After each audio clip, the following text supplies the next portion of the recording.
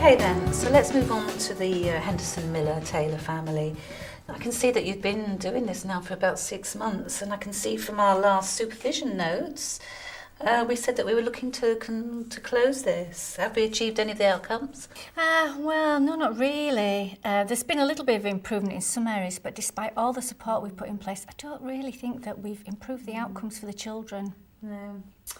All right, so let's look at the file then. So the initial referral came from the health visitor who felt that the children were being neglected. You did an initial assessment and the plan was to work towards ensuring that the children were safe and protected and healthy. I see that you've updated it already.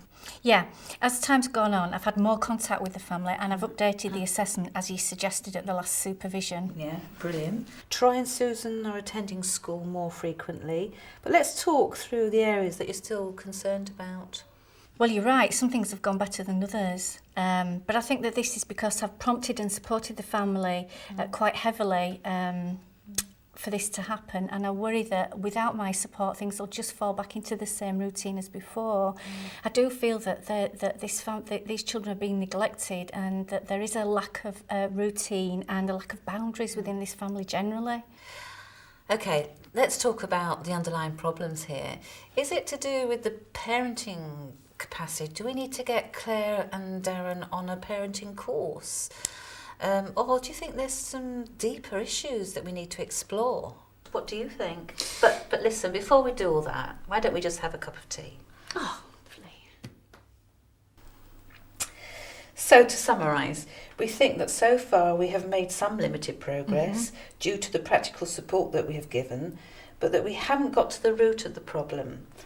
Claire and Darren need some practical parenting advice and support to help them establish care, routine and boundaries to the household.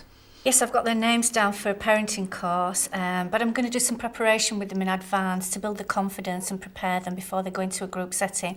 I'm also going to speak to the health visitor to see if she'll accompany them, because I thought a familiar face would be good.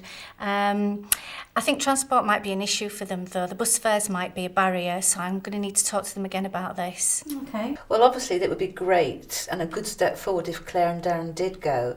But the important thing is to be mindful of is how this is impacting on the children. Let's see what difference it makes to them. You're already tracking the health progress for Kimberly and school attendance for Troy and Susan, but let's look at other things. Well, how do you mean? Let's get some more information here from the school. Are they appropriately dressed? Are they getting enough sleep? Are they concentrating? When you see Claire and Darren, how are they with them, for example? You mean things like, have they been preparing meals for them and getting them drinks and things? Yeah, exactly that. Yeah, but also, how are they responding with each other?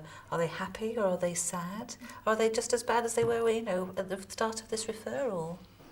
Yeah, okay, yeah.